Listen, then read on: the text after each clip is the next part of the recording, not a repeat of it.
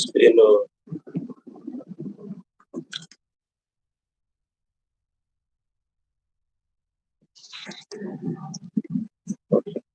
Right.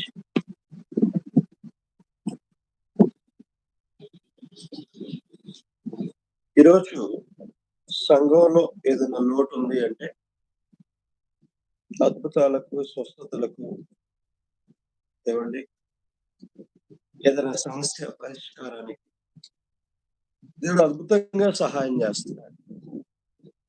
కానీ ఈరోజు సంఘంలో లోటు ఏంటి అంటే సువార్త అనేది లోటు. చెప్పండి, సంఘంలో సువార్త అనేది జరుగుతున్నదా ఈరోజు?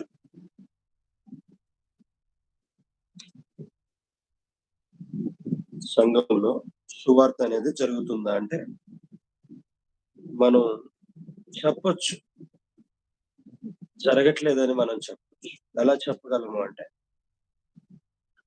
ఎప్పుడైతే సంఘం శిష్యులను తయారు చేస్తుందో, ఎప్పుడైతే సంఘం ఏమండి సువార్త పంచేవారిని తయారు చేస్తూ సంఘం శివం కలిగిన సంఘంగా మనం పిలువచ్చు. ఈరోజు ఇంకొన్ని అసలు మనలో ఉన్నటువంటి ఆ సమస్యలను మనం ఎలా అధిగమించుకోవాలి అనే విషయాల గురించి మనం నేర్చుకుందాం. చిన్న ప్రార్థన చేసుకుని మిగతా క్లాస్ మనం విందాం. ప్రభువా నీ వందనాలు, నీకు స్తోత్రాలు నాయన. అయ్యా మరి నీ మాటలు వినబోతున్నాం. నీ శక్తితో మమ్మల్ని నింపండి. అర్థం చేసుకోవడానికి నీ యొక్క జ్ఞానం, నీ శక్తి, నీ తెలివి సమృద్ధిగా మీరు మాకు అనుగ్రహించండి. కేవలం మిమ్మల్ని మైపరిచి ప్రభువా మీ మాటలు చక్కగా అర్థం చేసుకునే సహాయం చేయండి. నిద్ర మొత్తం నుంచి మాకు విడుదల ఇచ్చేయండి. మీ రక్తంతో కడగండి, సహాయం చేయండి. యేసు నామములో వేడుకుంటాము తండ్రి. ఈరోజు ఒక కారణాన్ని మనం రెండు కారణాలు మనం పోయినసారి చూస్తాం. ఒకటి ఏంటంటే భయాన్ని విడిచిపెట్టాలి. రెండోది ఏంటి అంటే పరిశుద్ధాత్మ శక్తి, పరిశుద్ధాత్మ సహాయంతో మనం సువార్త చేయాలి. ఏదో మనకి నచ్చినట్టు మనం చేసుకుంటూ వెళ్ళిపోవటం కాదు, కానీ పరిశుద్ధాత్మ దేవుడి మీద ఆధారపడుతూ మనం సువార్త అనేది. ఈరోజు మూడో కారణం, ప్రార్థనలో మనం నిలకడగా ఉండాలి. ఈరోజు చాలా మంది అవసరాల కొరకు ప్రార్థన చేసే వాళ్ళగా మనం ఉన్నామని మనం చూసాం ఆల్రెడీ కదండి. ప్రార్థన అనే అంశం యేసు ప్రభువు కూడా ప్రార్థన నేర్పించినప్పుడు శోధనలో నేను పడకుండా నాకు సహాయం చేయండి ఆయన ప్రార్థన నేర్పించారు. ఈరోజు ఆ ప్రార్థన ఉందంటే ఏమో మనం చెప్పలేము. శోధనలో పడకుండా సహాయం చేయండి కదండి. కానీ ఇక్కడ పౌలు గారి యొక్క ప్రార్థన ఏంటి ఒకసారి చూద్దామండి. పౌలు గారు కొలస్సీ సంఘానికి రాసినటువంటి పత్రికలో 4వ అధ్యాయము 3వ మాటలో ఉంటుందండి. ఒకసారి చూస్తారా ఎవరైనా?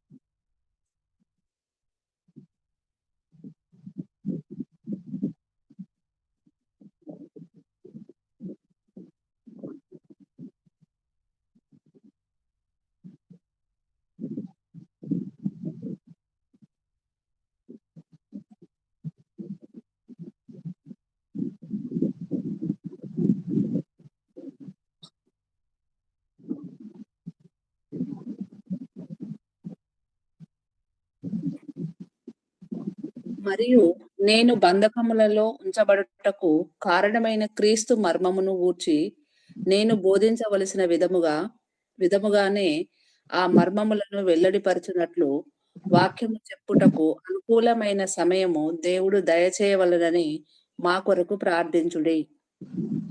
Thank you. చూడండి, అక్కడ ఏమంటే నేను జైల్లో ఉన్నాను, నేను బంధకాల్లో ఉన్నాను. కారణం ఏంటంటే నేను క్రీస్తు మర్మాన్ని చెప్పడం వల్ల నేను జైల్లో ఉన్నాను. అయినా పర్వాలేదు, నాకు ఇంకా అనుకూలమైన సమయం కావాలి, అనుకూలమైనటువంటి వ్యక్తులు కావాలి. ఉన్నది ఉన్నట్టుగా చెప్పే ధైర్యం కావాలి. ఏవండి? ఎలాగా క్రీస్తు మనకు నేర్పించారో అలాగే నేను చెప్పాలి అనే ఆలోచన అండి. చూడండి ఈరోజు మన మన ప్రార్థన అలా ఉందా? అవకాశాల కోసం దేనికి? సువార్తను చెప్పడానికి అవకాశం కోసం ప్రార్థన చేసి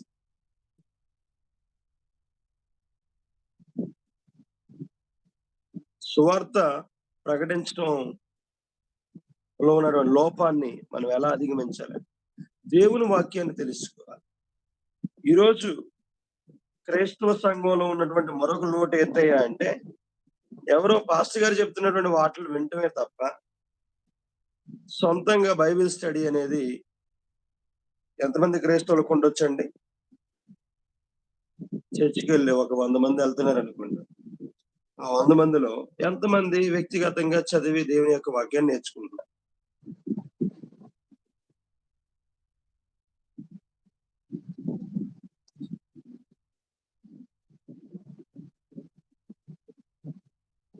ఏవండి? ఒక 100 మంది చర్చికి వెళ్తున్నారు. ఆ 100 మందిలో దేవుని యొక్క వాక్యాన్ని వాళ్ళకి వాళ్ళుగా పర్సనల్‌గా చదువుకొని తెలుసుకోగలిగిన వాళ్ళు ఎంతమంది ఉండొచ్చు?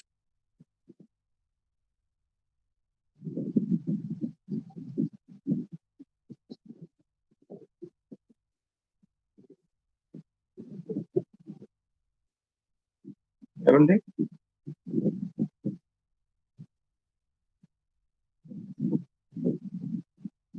ఏవండి? చెప్తారా ఎవరైనా?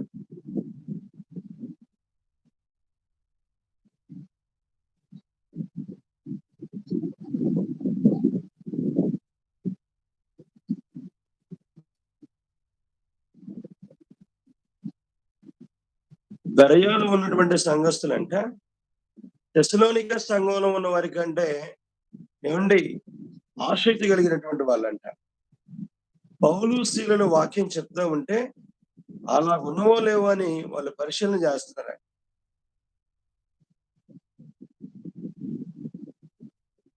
ఏవండి నా ప్రశ్న అర్థమైందా మీకు? దేవుని యొక్క వాక్యాన్ని వ్యక్తిగతంగా స్టడీ చేసేవాళ్ళు ఎంతమంది ఉన్నారు సంఘంలో? ఒక 100 మంది అటెండ్ అవుతున్నారు చర్చికి. అందులో ఎంతమంది పర్సనల్‌గా స్టడీ చేసి తెలుసుకుంటారు?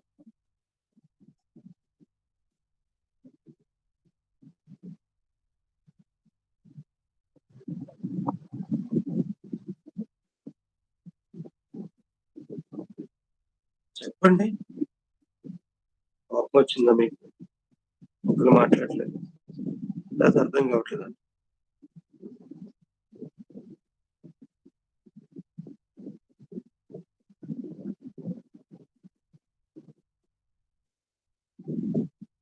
ఏవండి?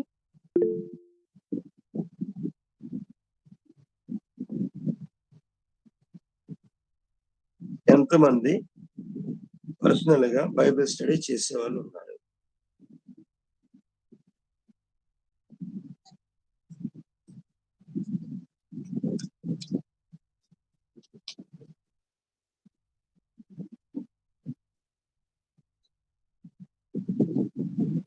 ఎవరు లేరా?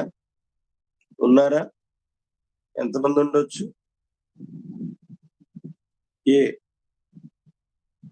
100 మంది, బి 50 మంది, సి 30 మంది, డి 10 మంది.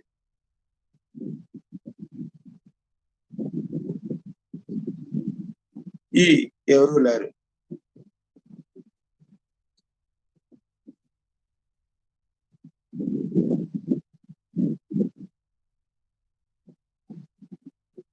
ఈరోజు సంఘంలో ఉన్నటువంటి లోటు ఏంటంటే ఎవరు ఏ వాక్యాన్ని చెప్పినా వింటారు. అదే నిజం అనుకుంటారు. ఎందుకంటే మనకు దేవుడు చెప్పాడు. యేసు ప్రభువారు చెప్పారు. దేవుని వాక్యం చేతనే వారు మనల్ని మోసం చేస్తారు. కానీ వారి క్రియలు చూస్తే మనకు అర్థమైపోతుందంట వాళ్ళు ఎలాంటి వాళ్ళో. వాళ్ళు ఎవరు అని.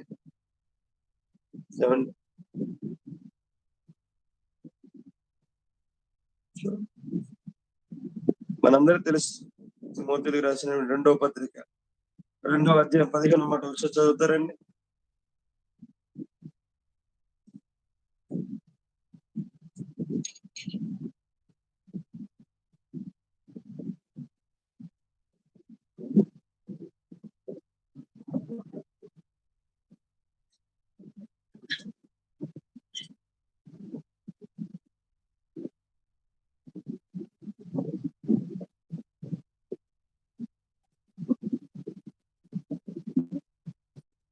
పౌలు గారు తిమోతికి రాసిన 2వ పత్రిక 2వ అధ్యాయం 15వ మాట.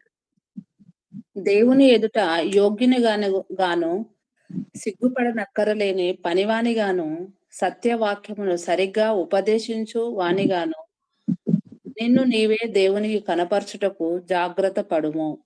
చూసారండి, నిన్ను నీవే. ఎందుకంటే పౌలు గారు వాక్యాన్ని చెప్పటమే కాదు, నేర్పించారు. అందుకే బాబు, దేవుని ఎదుట నువ్వు సిగ్గుపడనక్కర్లేని పనివానిగా, యోగ్యునిగా నువ్వు ఉండాలి అంటే నువ్వు లోకంలో చూసుకోవటం కాదు, దేవుని వాక్యాన్ని నువ్వు సరిగా విభజించాలి. నువ్వు చక్కగా దేవుని వాక్యంతో నిన్ను నీవు పోల్చుకోవాలి అని చెప్తున్నానండి. ప్రియమైన దేవుని సంగమా, ఒకసారి ఆలోచన చేయండి. ఈరోజు మనం లోకంలో నుంచి సంఘాన్ని చూస్తున్నామా, లేకపోతే దేవునిలో నుంచి సంఘాన్ని చూస్తున్నామా? చెప్పండి.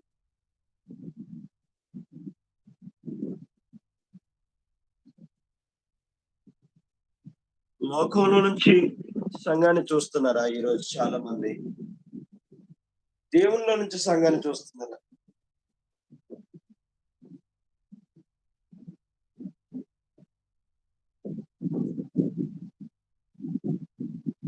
ఏంటంటే నేను అడిగే ప్రశ్న అర్థం కావట్లేదా?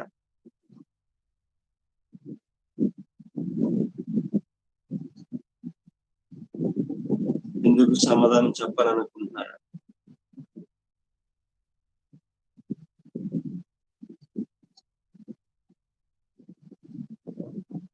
చూడండి, మరొకసారి చదువుతారండి. పౌలు గారు తిమోతితో చెప్తున్నటువంటి మాట ఏంటంటే,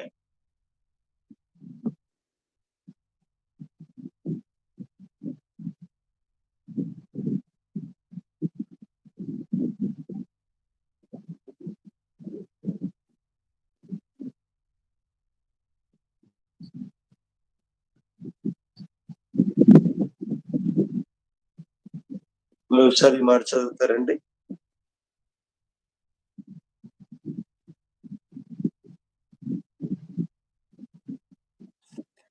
దేవుని ఎదుట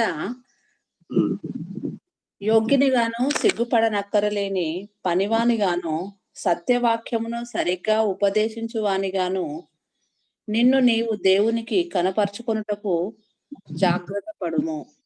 చూసారా, దేంతో జాగ్రత్త పడాలని చెప్తున్నారండి? దేవుని వాక్యంతో జాగ్రత్త పడాలి. ఈరోజు ఉదయం లేచిన దగ్గర నుంచి రాత్రి పడుకునేంత వరకు ఎన్నిసార్లు దేవుని యొక్క వాక్యాన్ని మనం ఉల్లంఘిస్తున్నాం?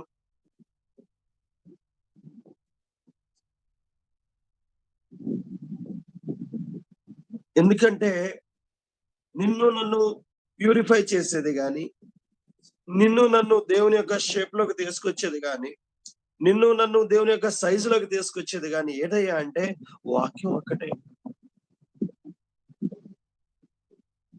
సత్యవాక్యాన్ని నువ్వు సరిగా విభజించాలి. అసలు నువ్వు చక్కగా అర్థం చేసుకోవాలి. నీకు నచ్చినట్టుగా నువ్వు చెప్పటం కాదు. నువ్వు సిగ్గుపడ అక్కర్లేని పనివానిగాను, యోగ్యునిగాను నువ్వు దేవుని ఎదుట నువ్వు కనబడాలి అంటే, బాబు, లోకంలో ఆ సావుకుడు చేస్తున్నాడని, లేకపోతే ఈ అక్క చేస్తుందని, లేకపోతే ఈ అన్నయ్య చేస్తున్నాడని చేయడం కాదు. దేవుని వాక్యం మెజర్మెంట్ యువర్ లైఫ్. దేవుని వాక్యమే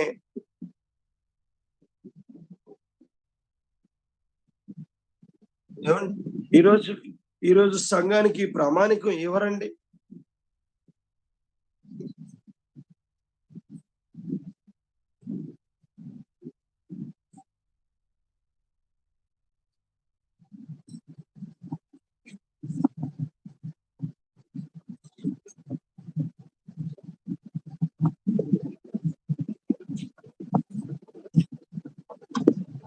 ఏమండి? ఈరోజు సంఘానికి ప్రామాణికం ఎవరు? లోకం కాదా?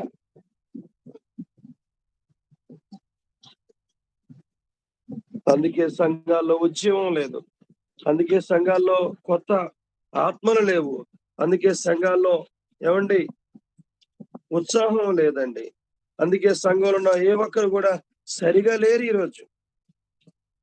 ఎందుకంటే వారి మాట తీరు సరిగా లేదు, వారి ఆలోచన విధానం సరిగా లేదు, వారి ప్రవర్తన సరిగా లేదు.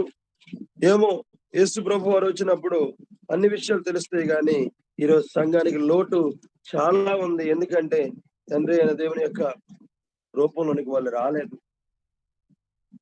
ఏమండి? వారికి నచ్చినట్టుగానే వాళ్ళు ఉన్నారండి. అందుకే ఆయన క్లియర్ గా చెప్తున్నారండి, దేవుని ఎదుట యోగ్యునిగాను, సిగ్గుపడనక్కర్లేని పనివానిగాను, సత్యవాక్యమును సరిగా ఉపదేశించువానిగాను నిన్ను నీవే దేవునికి కనబరుచుకున్నటకు జాగ్రత్త పడము. చూసారు, నిన్ను నీవే. ఇదే మాటను మనం ఎక్కడ చూస్తాము అంటే పరీక్షించుకోవాలనే మాట మనం చూస్తామండి. నీకు నీవుగానే విమర్శ చేసుకునే ఎడల నువ్వు తీర్పులోనికి రావు అనే మాట మనకు కనపడదు కదండి. కొరింథీయులు రాసినటువంటి పత్రిక 11వ అధ్యాయం, మొదటి కొరింథీయులు రాసిన పత్రిక 11వ అధ్యాయం అండి. మనందరికి బాగా తెలిసినటువంటిది. ఎందుకంటే మనం కొంతమంది ప్రతి వారానికి ఒకసారి తీసుకుంటారు, కొంతమంది నెలకు ఒకసారి తీసుకుంటారు. చూడండి, ఇందులో కూడా ఉంది కదండి. 28వ మాట ఒకసారి చూస్తారండి.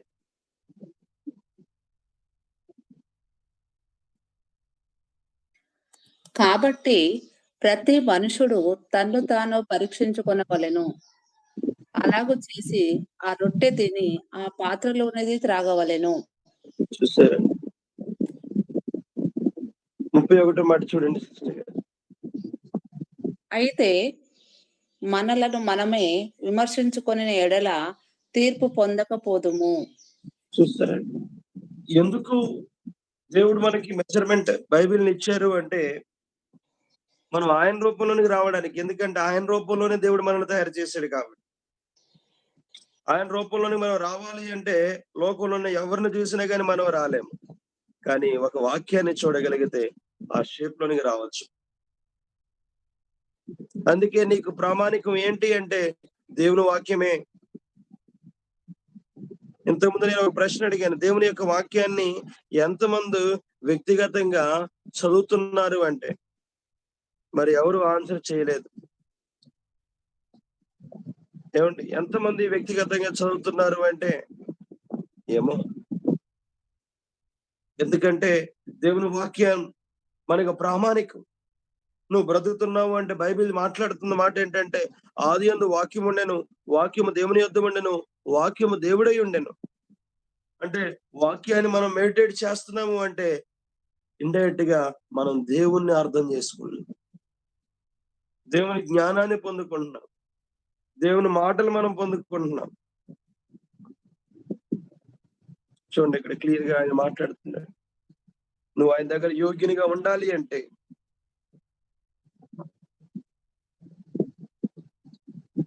నువ్వు ఆయన దగ్గర సత్యవాక్యాన్ని సరిగా విభజించగలగాలి అంటే నువ్వు చేయాల్సింది ఏంటో తెలుసా? దేవుని యొక్క వాక్యాన్ని చక్కగా ఉపదేశించగలగాలి. ఎవరు చక్కగా ఉపదేశించగలరు అంటే అర్థం చేసుకున్న వాళ్ళే.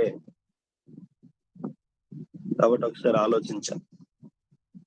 ఈరోజు సంఘాల్లో బైబిల్ స్టడీ ఉందా అంటే లేదండి. సంఘాలు ఆదివారం కూడికలు, ఉపవాస కూడికలు ఉన్నాయి. ఏమండి, ఇంకా రకరకాల కూడికలు ఉంటాయి కానీ బైబిల్ స్టడీ అనేది ఉండదండి. ఏ సంఘంలో అయితే బైబిల్ స్టడీ ఉంటుందో ఆ సంఘంలో విశ్వాసులు బలంగా ఉంటారు. ఎందుకు అంటే దేవుని వాక్యం ఒక్కటే సరి చేస్తుంది. దేవుని యొక్క వాక్యం ఒక్కటే మనల్ని ఏమంటే సరైనటువంటి దారిలో మనల్ని నడిపిస్తుంది. ఎవరినైనా సరిచేయగలిగింది. పిల్లలనైనా, తల్లులనైనా, ఏమంటే తండ్రులనైనా సరిచేయగలిగింది ఏంటి అంటే దేవుని యొక్క వాక్యం. అందుకే పౌలు గారు తన ఆత్మీయ బిడ్డ అయినటువంటి తిమోతితో మాట్లాడుతున్నాడు. ధైర్యంగా చెప్పగలుగుతాం మనం. అవునా కదండి? ధైర్యంగా చెప్పగలగాలి మనం.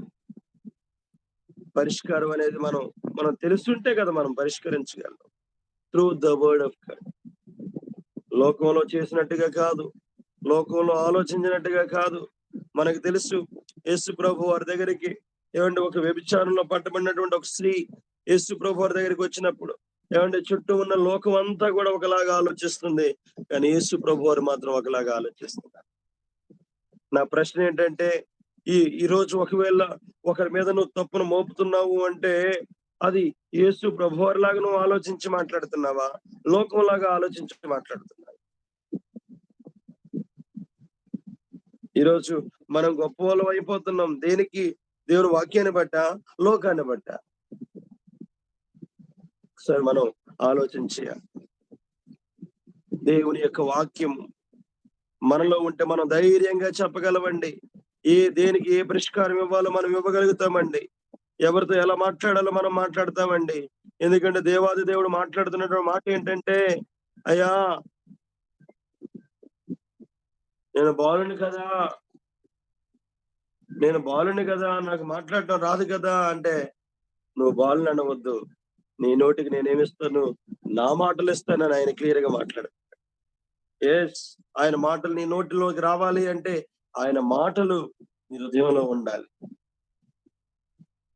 ఎప్పుడు ఉంటాయి? ఆయన స్టడీ చేసినప్పుడు ఉంటాయి, ఆయన ధ్యానం చేసినప్పుడు ఉంటాయి, ఆయన గురించి ఆలోచించినప్పుడు ఉంటాయి. ఏమైనా దేవుని సంగమా, ఒకసారి ఆలోచించాడు. ఈరోజు ప్రతిదానికి సమయం ఉంది, కానీ దేవుని వాక్యాన్ని స్టడీ చేయడానికి సమయం లేదు.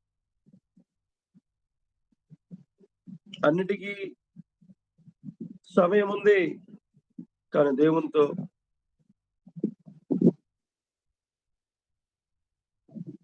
గడపడానికి సమయం లేదు. ఎందుకు?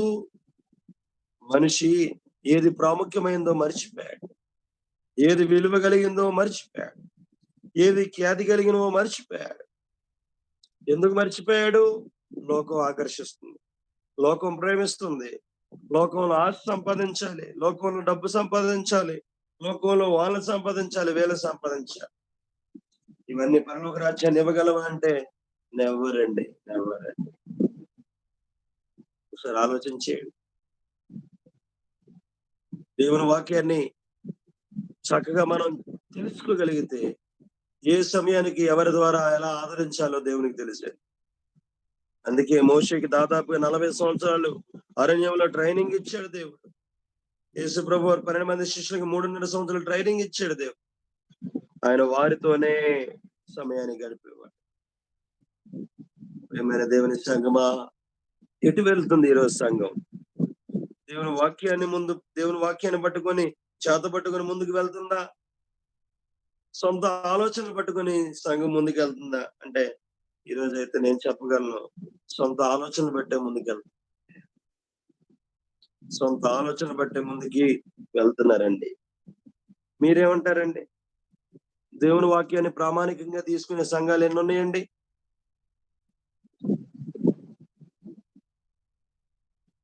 దేవుని వాక్యాన్ని మెజర్మెంట్ గా లేదా ప్రామాణికంగా తీసుకునే జనం ఎంతమంది ఉన్నారండి? ఎందుకంటే పౌలు గారికి ప్రామాణికం ఏంటంటే దేవుని వాక్యమే. ఎందుకంటే బైబిల్లో పరిశుద్ధాత్మ దేవునికి ఉన్నటువంటి పేరు ఆదరణకర్త. ఆయన ఎలా గైడ్ చేస్తాడు, ఆయన ఎలా నావిగేట్ చేస్తాడంటే through the word of God. దేవుని వాక్యం నీలో ఉంటే, మనలో ఉంటే ఆ వాక్యం ద్వారా మనల్ని నడిపిస్తాడు. మనలోనే వాక్యం లేకపోతే ఆయన నడిపించడు, ఆయనకి శక్తి లేదు.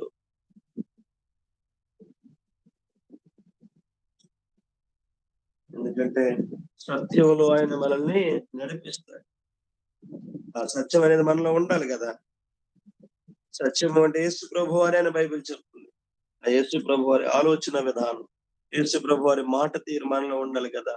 ఆయన మాట తీరంతా, ఆయన వ్యక్తిత్వం అంతా మనకి ఎక్కడ కనపడుతుంది అంటే దేవుని వాక్యంలోనే కనపడుతుంది. అందుకే దేవుని యొక్క వాక్యాన్ని మనం మెడిటేట్ చేయాలి. దేవుని వాక్యాన్ని సమయమనక అసమయమనక మనము ధ్యానం చేయాలి. మనందరికీ తెలుసు యెహోవా ధర్మశాస్త్రంలో దివారాత్రులు ధ్యానం చేయాలి. యెహోషువతోనైతే దేవుడు మాట్లాడుతున్నాడు క్లియర్ గా, నువ్వు అటు అయినను ఇటు అయినను చూడదురా బాబు, నా ఉపదేశాలు నువ్వు గైకొనమని చెప్పాడు కదండి. ఈరోజు ప్రియమైన దేవుని సంగమా, ఒకసారి ఆలోచించాలి. ఈరోజు క్రైస్తవుడు దేవుని వాక్యంతోనే నడుస్తున్నాడా, దేవుని వాక్యం లేక నడుస్తున్నాడా? చెప్పండి.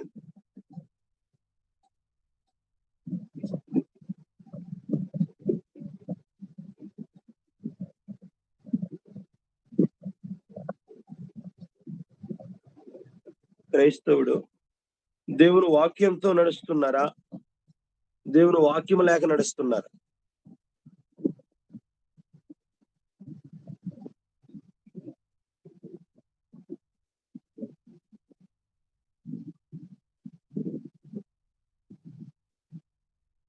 ఏంటండి అంతమంది కోపం వచ్చేసిందా ఏంటండి?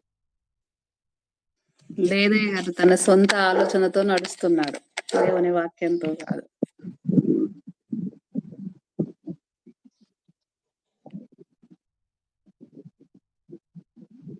ఎందుకంటే మనకి ప్రామాణికం దేవుని వాక్యమే. మనందరికి తెలుసు, మోషే కూడా నడిచాడు దేవుని వాక్య ప్రకారమే. ఏమంటే కొత్త నిబంధనలో చాలా మంది పేతురు గారు గాని, యోహాను గారు గాని, ఏమంటే పౌలు గారు గాని, తిమోతి గాని మనం చదువుకుంటున్నాం. ఆది అపోస్తులు గాని దేవుని వాక్యం చేతనే నడిచారు. అందుకే దేవర్ సక్సెస్. ఈరోజు దేవుని వాక్యాన్ని తెలుసు అనుకుంటూ నీకు నచ్చినట్టుగా నువ్వు ప్రవర్తిస్తున్నావేమో, నీకు నచ్చినట్టుగా నువ్వు జీవిస్తున్నావేమో, నీకు నచ్చినట్టుగా నువ్వు బ్రతుకుతున్నావేమో. ఈరోజు చాలా మంది క్రైస్తవులు అయితేనండి, వారికి ప్రామాణికం ఏంటంటే లోకం. అవ్వ కావాలి, పువ్వ కావాలన్నట్టుగా చాలా మంది క్రైస్తవులు జీవిస్తారు. యేసయ్య చాలా బాధపడతారు. నేను ఆ రోజుల్లో ఉన్న ప్రజలకు నేను బైబిల్ గ్రంథాన్ని ఇవ్వలేదు కానీ, దాదాపుగా 17th 18th జనరేషన్ లో ఉన్నటువంటి ప్రజలకు నేను బైబిల్ని ఇచ్చానే, నాకు ప్రజలు దగ్గర అవ్వకుండా దూరంగా వెళ్ళిపోతున్నారు ఏంటని ఆయన బాధపడుతున్నారు. ఒకవేళ ఆయన కూడా చెప్పొచ్చు, మీరు నన్ను పెదవులతో స్తుతిస్తున్నారే గాని మీ హృదయంలో నాకు చూడట్లేదని. ఎందుకంటే ప్రియమైన దేవుని సంగమా, యేసయ్యను మనం బ్రతికించాలంటే వాక్యాన్ని మనం చదవాలి. యేసయ్యను మనం బ్రతికించాలంటే వాక్యాన్ని మాట్లాడాలి. యేసయ్యను మనం బ్రతికించాలంటే వాక్యానుసారంగా మనం జీవించాలి. ఈరోజు వాక్యానుసారంగా చేసే వాళ్ళు ఎంతమంది ఉన్నారు అంటే లెక్క పెట్టచ్చు. కాబట్టి సరే ఆలోచించాలి. ఎందుకంటే వాక్యాన్ని తెలుసుంటే కదా మనం ఏదైనా చెప్పగలం. వాక్యాన్ని తెలియకపోతే మనం ఏం చెప్పలేం కదా. యేసు ప్రభువు దగ్గరికి ఒక కానాను స్త్రీ వచ్చింది. ఫస్ట్ టైం అతని దగ్గరికి వచ్చినప్పుడు,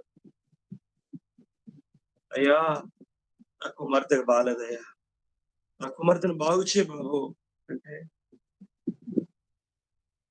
అమ్మా నేను ఇశ్రాయేలుకే దేవుణ్ణమ్మా, మీకు కాదమ్మా.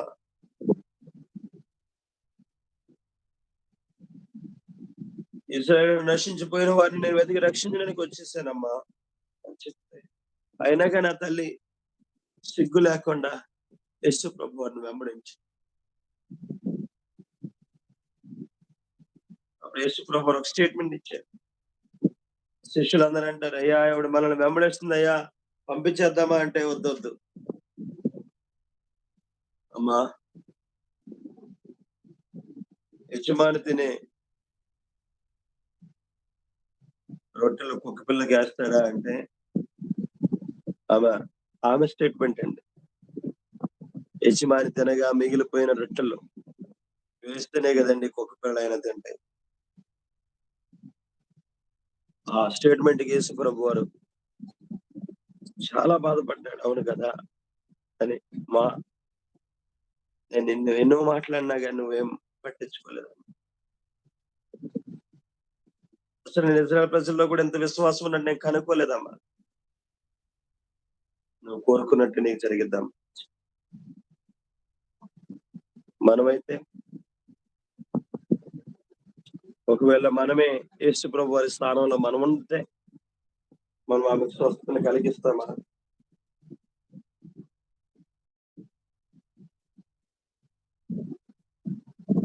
ఎందుకంటే దేవుని వాక్యం ఎవరిని ఎలా సెట్ చేయాలో అలా సెట్ చేస్తుంది.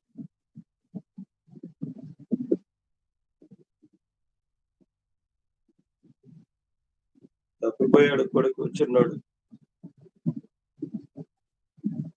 బుద్ధి వచ్చిన వెంటనే వచ్చేస్తాడు. ఎప్పుడైతే బుద్ధి వచ్చిందో సెట్ అయిపోయాడు. ఆ ప్రజలతో ఫిట్ అయిపోయాడు. ఎందుకంటే దేవుని వాక్యము మనుషుల్ని సరిచేసి దేవుని వాక్యానికి గనక ప్రజలు అర్పించుకునేటట్టుగా అప్పగించుకునేటట్టుగా మనం చేయగలిగితే దేవుడు అద్భుతంగా స్వస్థత కలిగిస్తాడు. దేవుడు అద్భుతంగా పనిచేస్తాడు. దేవుడు వారి జీవితాల్లో వారి బ్రతుకుల్లో వారు ఎదుర్కొన్నటువంటి శోధన నుంచి విజయాన్ని అప్పగిస్తాడు. కాబట్టి ఒకసారి ఆలోచించండి. ఈరోజు సంఘం ఎటువైపు వెళ్తుంది? దేవుని వాక్యాన్ని ప్రామాణికంగా తీసుకుంటుందా, లేకపోతే వాళ్ళు వీళ్ళు చెప్పిన మాటలు ప్రామాణికం? మనమైతే దేవుని యొక్క వాక్యాన్ని మనం ప్రామాణికంగా తీసుకోవాలి. సరిగ్గా వాక్యాన్ని బోధించాలి. సువార్త విషయంలో చాలా చక్కగా మనం బోధించాలి. సువార్తలో చాలా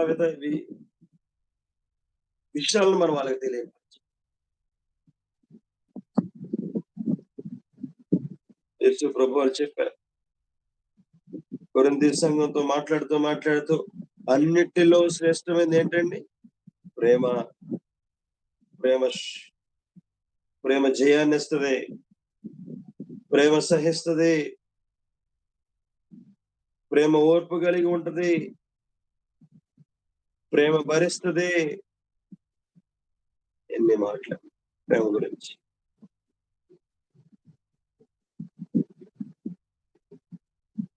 ఒకసారి ఆలోచించి ఈరోజు వాక్యాన్ని సరిగ్గా మనం బోధించగలుగుతున్నామా? వాక్యంలో ఉన్నది ఉన్నట్టుగా మనం బోధించగలుగుతున్నామా? చూడండి. ఎందుకంటేనండి ఒకసారి మనం ఆలోచించి నాతాను ప్రవక్త ఉన్నాడు. దావీదు మహారాజు దగ్గరికి వెళ్ళిపోయాడు. గొప్ప రాజు. ఇశ్రాయేల్ రాజుల్లో ఎవరు కూడా అలా పరిపాలన చేయాలి. అలాంటి రాజు దగ్గరికి వెళ్ళిపోయి, బాబు ఇగో నువ్వే ఆ తప్పు చేసావని డైరెక్ట్ గా చెప్పేసి భయపడలే.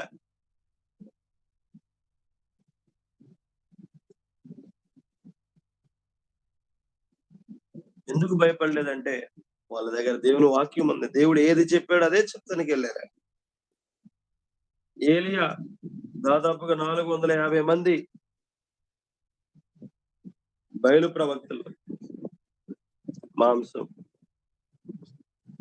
ఎద్దు మాంసాన్ని బూడిదగా చేయగలిగాడు.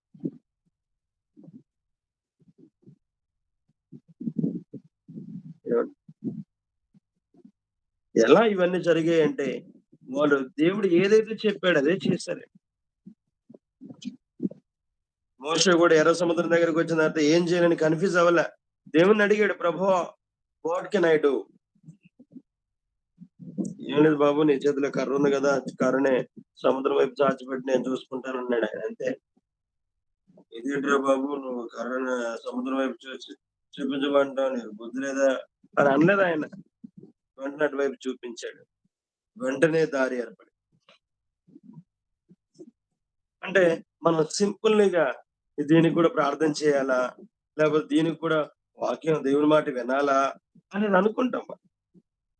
లేదు లేదు. ప్రతి విషయాన్ని మనం దేవునికి అర్థమయ్యే విధంగా మనం చెప్పగలగాలి. ఒకవేళ ప్రభు ఓకే. నువ్వు చెయ్యి అన్నప్పుడు దాన్ని మనం ముందుకు తీసుకొని వెళ్ళాలి. అప్పుడు మనకు ధైర్యం ఉంటది. అప్పుడు మనకి శక్తి ఉంటది. అప్పుడు మనకు బలం ఉంటది. ఏవండి? అప్పుడు మనం అధైర్యపడమండి. అప్పుడు చాలా క్లియర్‌గా అన్ని విషయాలు మనం ప్రజలతో మాట్లాడగలం. ప్రియమైన దేవుని సంగమా ఒకసారి ఆలోచన చేయండి. ఒకసారి మాట్లాడండి. ప్రభువా నాకు సహాయం చేయి. నీ వాక్యంతో నేను మాట్లాడాలయ్యా. నీకు నచ్చినట్టుగా నేను జీవించాలయ్యా. ఎందుకంటే వాక్యం మనకి ప్రామాణికంగా ఉండాలి కాబట్టి, అయ్యా వాక్యాన్ని నేను ధ్యానం చేయాలి ప్రభువా. మెడిటేట్ చేయాలి ప్రభువా. కనీసం రోజు ఒక అధ్యాయాన్నైనా నేను మెడిటేట్ చేయాలయ్యా. లేదు ఒక 2 అధ్యాయాలైనా నేను మెడిటేట్ చేయాలయ్యా. నేను ఇంట్లోనే ఉంటాను. కనీసం నేను ఒక బుక్‌నైనా మెడిటేట్ చేయాలయ్యా ప్రతిరోజు అనేది మనం ఆలోచించే. మనకున్న సమయాన్ని బట్టి మనం డివైడ్ చేసుకోవాలి వర్క్. ఎందుకంటేనండి వాక్యం మన దగ్గరుంటే ధైర్యంగా మనం చెప్పగలుగుతాం. వాక్యం మన దగ్గరుంటే మనకు తెలిసుంటే వాళ్ళకి ఏ సలహా ఇవ్వాలో, ఏ సూచన ఇవ్వాలో మనకు తెలుస్తదండి. అంతేకాదు చక్కగా మనము బోధించగలుగుతాం అన్ని విషయాలు ఆళ్ళకి. ప్రియమైన దేవుని సంగమా ఆలోచించు. రెండో కారణం ఎలా అధిగమించాలంటే ప్రేమను పంచుకో. ప్రేమను పెంచుకో. పంచుతూ మనం పెంచుకోవాలి.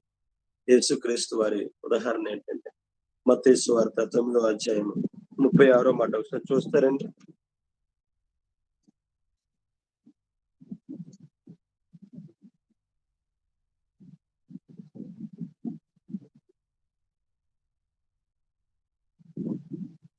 యేసు ప్రభు వారి ప్రేమ చూడండి.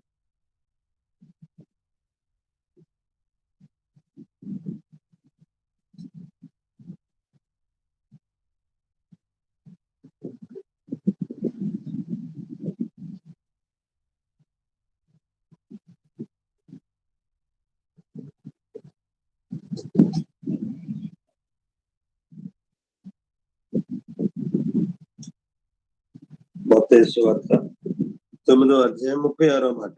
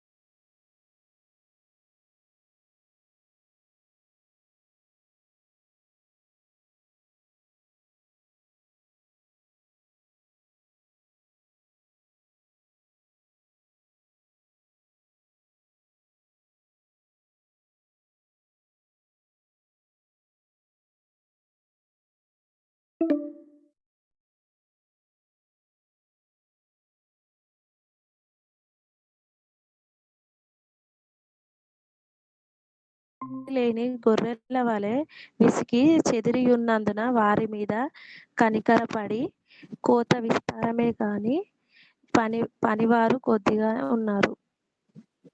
చాలా థాంక్యూ. చూసారండి? ఆయన సమూహములను చూచి వారు కాపరి లేని గొర్రెల వలె విసికి చెదిరి ఉన్నందున వారి మీద కనికరపడి ఏమంటే ఏదో ఊర్లో ఆయన ప్రయాణం చేసుకుంటూ వెళ్తున్నాడు. అనేక మందిని బాగులేని వారికి బాగు చేస్తూ వెళ్తున్నారు. ఆదరణ లేని వారికి ఆదరిస్తూ వెళ్తున్నారు. సహాయం లేని వారికి సహాయం చేస్తూ వెళ్తున్నారు. ఆ గ్రామముల వెంబడి వెళుతా ఉంటే ఆ ప్రజలను చూచి అంటే ఆయన బాధపడుతున్నాడు. ప్రియమైన మనం కూడా బాధపడుతుంటాం కొన్నిసార్లు. ఎందుకంటే మనకి ప్రేమే ప్రజలంటే మనం ఎంతో సహాయం చేద్దాం అనుకుంటాం. కానీ మనం ఏమి చేయలేము. ప్రియమైన దేవుని సంఘం ఒకసారి ఆలోచించు. ఈరోజు ప్రేమ ఉందా సంఘంలో అంటే ప్రేమ సంఘంలో లేదండి. ప్రతి వారం ఒక్కలే ప్రార్థన పెట్టుకున్నా బాధే మనకి.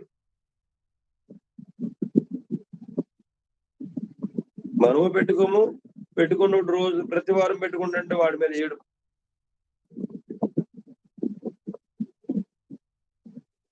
వాడికి దేవుడు అంటే ప్రేమ కాబట్టి ప్రతి వారం ప్రార్థన పెట్టుకుంటాం. మనకు అది లేదు కాబట్టి సంవత్సరానికి ఒకసారి కూడా పెట్టం.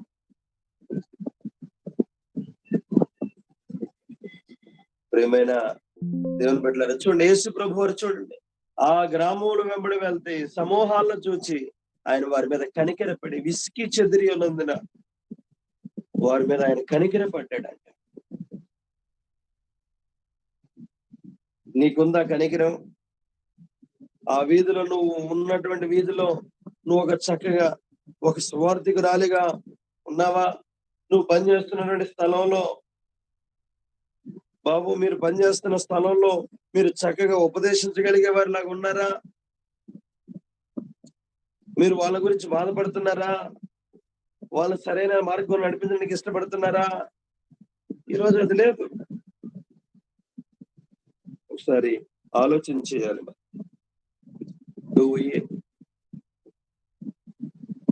మనకు అట్లాంటి ఆలోచన ఉందా? మనం కనికరపడతామా?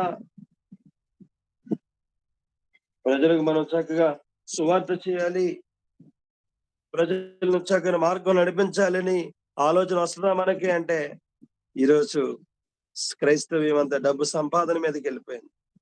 క్రైస్తవ్యం అంతా ఆస్తి సంపాదన మీదకి వెళ్ళిపోయింది. క్రైస్తవ్యం అంతా పక్కన ఉన్న వాళ్ళ మీద ఏడవడానికి టైం సరిపోదు. కనికరపడే సమయం ఎక్కడుంది? ప్రేమను పెంచే సమయం ఎక్కడుంది? ప్రేమను పంచే సమయం ఎక్కడుంది? ప్రేమను ఏర్పాటు చేసే సమయం ఎక్కడుందండి ఈరోజు?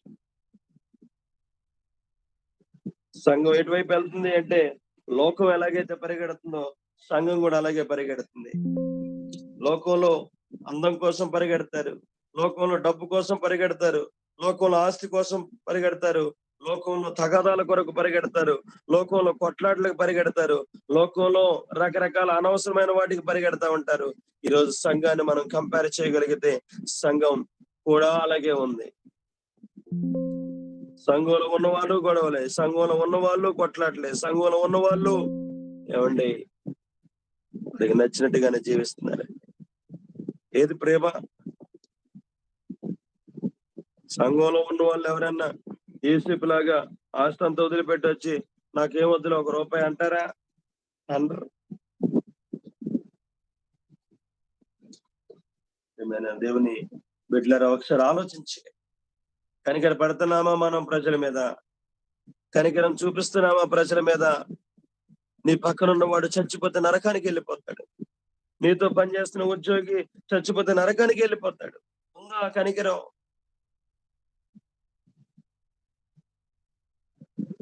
నువ్వు రోజు కూరగాయలు కొని నరకానికి వెళ్ళిపోతావు. నువ్వు నెలకు ఒకసారి షేవింగ్ కటింగ్ చేసుకుంటావే, ఆమె నరకానికి వెళ్ళిపోద్ది. టైలరింగ్ చేస్తారు, బట్టలు కుట్టిస్తావు, ఆమె నరకానికి వెళ్ళిపోద్ది. ఆలోచన ఉందా? కనికరం ఉందా? If you have a love, you can share the gospel with them. Yes. పోయిన వారం మనం చూసాం కదా,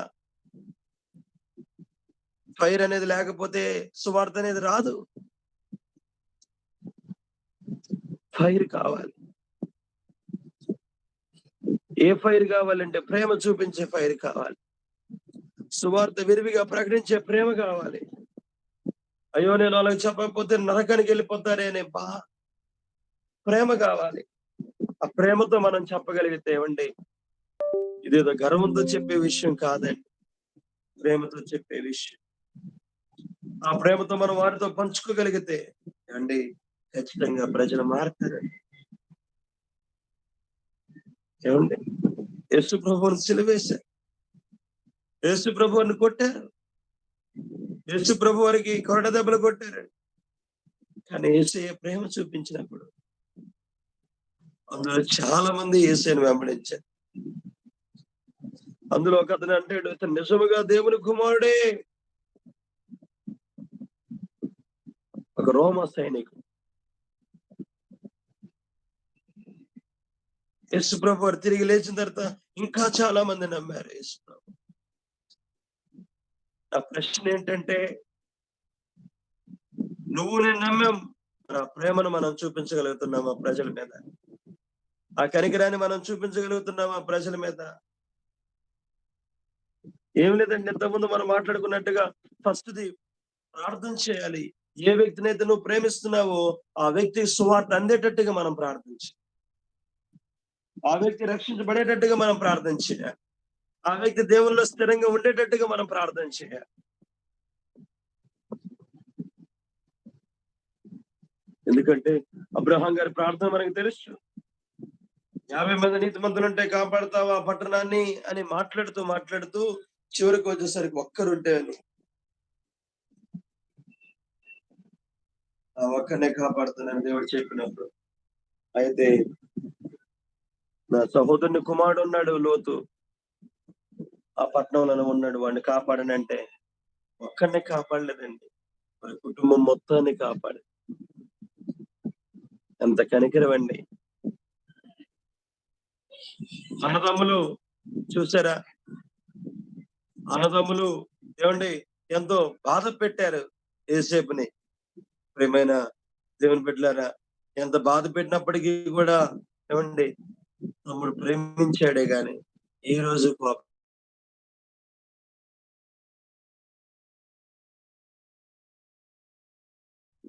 కానీ ఆయన చేసిన ప్రార్థన, అయ్యా వాళ్ళు తెలియక తప్పు చేశారయ్యా, అయ్యా వాళ్ళని క్షమించిన ఆయన అని ప్రార్థన చేశాడు. నువ్వు మనం అలా చేయగలమా ప్రార్థన? దావీదుకి సౌలు పడుకుని కనపడితే పక్కనున్న వాళ్ళందరూ చంపేయండి రాజా, శత్రువు మన చేతి దొరికాడు రాజా అంటే, ఇతను అభిషేకించబడిన వాడు, నేను నా దేవునికి నేను ద్రోహం చేయను, అన్యాయం చేయను అన్నాడండి, నేను తప్పు చేయను, పాపం చేయను అన్నాడండి. ప్రియమైన దేవుని సంగమా, ఒకసారి ఆలోచించండి. Do we have a love? చూడండి, బోయాజుకి రూతు పట్ల ఎంత ప్రేమ కలిగిందో చూడండి, ఎంత కనికరం కలిగిందో చూడండి. ఏమండి, ఎవరో ఒక విదేశీ ఆవిడే, అంతేకాదు ఆల్రెడీ పెళ్లి చేసుకుని చనిపోయారు తన భర్త అని, ఏమండి ఆమెనేమో అలా కించపరచలే, ప్రేమించాడు ఆయన. మనమైతే చిన్న చూపు చూస్తాం, మనమైతే ప్రేమించ మనస్ఫూర్తిగా, ఏదో దేవుడు ప్రేమించమంటున్నాడు కదా అని ప్రేమిస్తాం పై. దేవుని ప్రేమ విలువైంది, దేవుని ప్రేమ బలమైంది, దేవుని ప్రేమ శాశ్వతమైంది. ఆ ప్రేమలో బలం ఉందండి, ఆ ప్రేమలో శక్తి ఉందండి, ఆ ప్రేమలో విధేయత ఉందండి, ఆ ప్రేమలో జ్ఞానం ఉందండి, ఆ ప్రేమ అన్నిటినీ సహిస్తుందండి. ప్రేమను పెంచుకుంటున్నావా? ప్రేమను చూపించిన డబ్బేం అవసరం లేదండి, కనికరం చూపించిన డబ్బేం అవసరం లేదండి.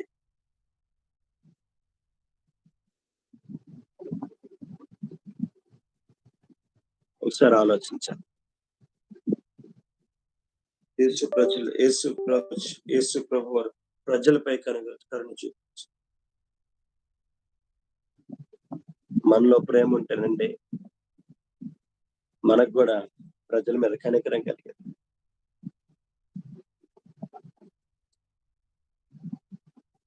బైబిల్ ఉన్న కొంతమంది వ్యక్తుల గురించి మనం ఆలోచన చేస్తుంటే ఎంత అద్భుతంగా ఆశ్చర్యంగా ఉంటుంది. దేవుడి మాటను వాళ్ళు గుడ్డిగా నమ్మేశారు, గుడ్డిగా. అందుకే దేవుడు కూడా వాళ్ళకు కూడా గుడ్డిగానే ఇచ్చాడు అన్ని, ఏం కావాలంటే.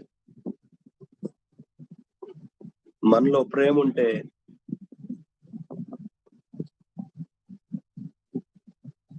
మనకి దేవుడు సహాయం చేస్తాడు. ఒకసారి ఆలోచించాలి.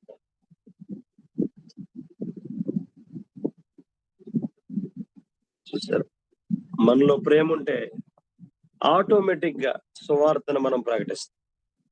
ఆటోమేటిక్ గా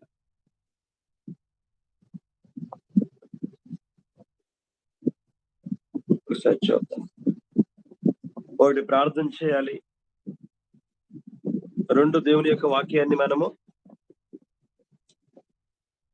ధ్యానం చేయాలి, 3వది ప్రేమను పెంచుకోవాలి. ఎందుకంటే క్రైస్తవ జీవితంలో ఇవి చాలా ప్రాముఖ్యం. దేవుని వాక్యానికి మనం ఎంత సమయాన్ని కేటాయిస్తున్నామో ఆలోచించి,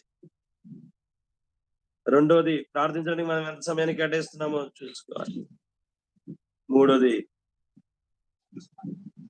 ప్రేమను పంచుకోవడానికి మనం ఎంత సమయాన్ని కేటాయిస్తున్నామో చూసుకోవాలి. సింపుల్ అండి. ప్రార్థన ఉంటే వాక్యాన్ని ధ్యానం చేస్తాం, వాక్యాన్ని ధ్యానం చేస్తే ప్రేమ కలిగి ఉంటాం. ఒక్కోదానికి ఇంటర్లింక్. ఈరోజు అవసరాల కొరకు ప్రార్థన ఉందా? సువార్త భారంతో ప్రార్థన ఉందా?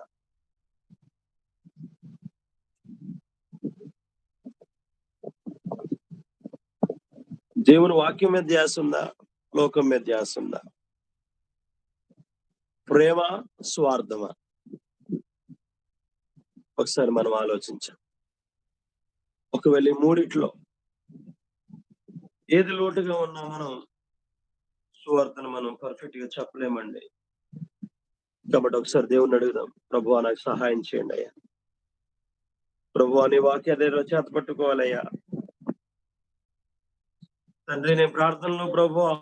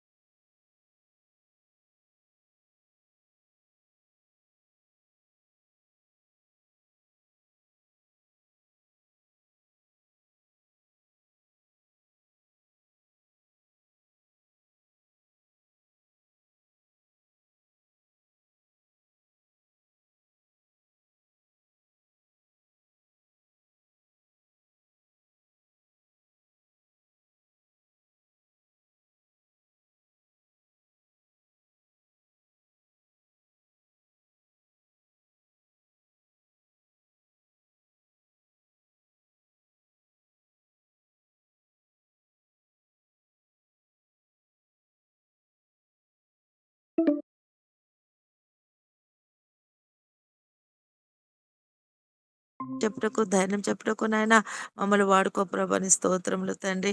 ప్రతి విధంలో కూడా నా తండ్రి ఈ మాటలు మేము మర్చిపోకుండా నాయన మా హృదయాల పలకల మీద రాసుకొని నా తండ్రి అనేకులను అంగీకరించుటకు నీ కృప చూపించండి తండ్రి.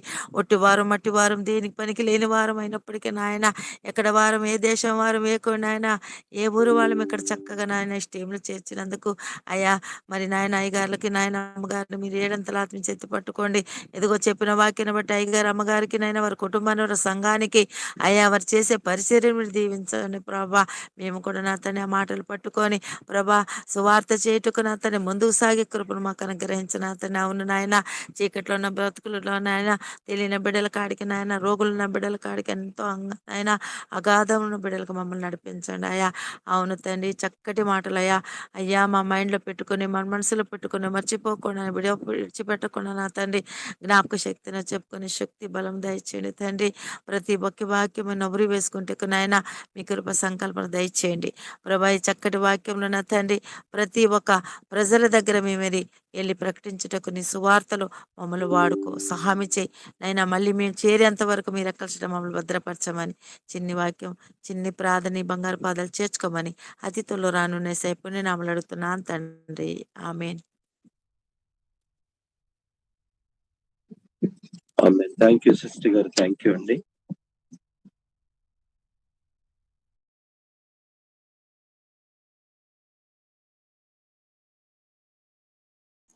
అన్న బెండిక్షన్ ఇవ్వండి.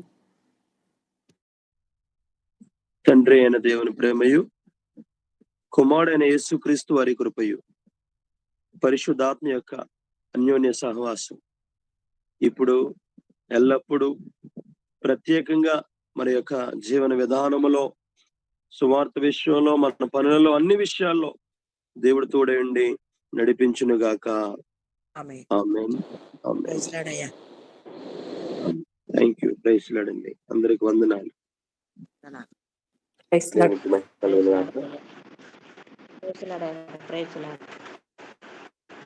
దేవుని స్తోత్రం. ఉదయకాల సమయంలో చక్కగా అనేక విషయాలు తెలియజేసిన డైరెక్షన్లకు వందనాలు తెలియజేస్తా ఉంటున్నాను. థ్యాంక్ యూ అన్న.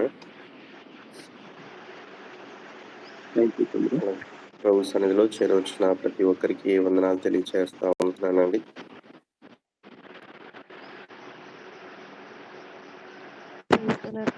ప్రైజ్ ద లార్డ్ అన్నయ్య. ప్రైజ్ లార్డ్ అక్క, ప్రైజ్. ప్రైజ్ లార్డ్ అందరూ ప్రైజ్ లార్డ్ అమ్మ. అయ్యగారు ప్రైజ్ లార్డ్ అయ్యా. ప్రైజ్ లార్డ్ అమ్మ, ప్రైజ్. అందరికీ ప్రైజ్ లార్డ్. ప్రైజ్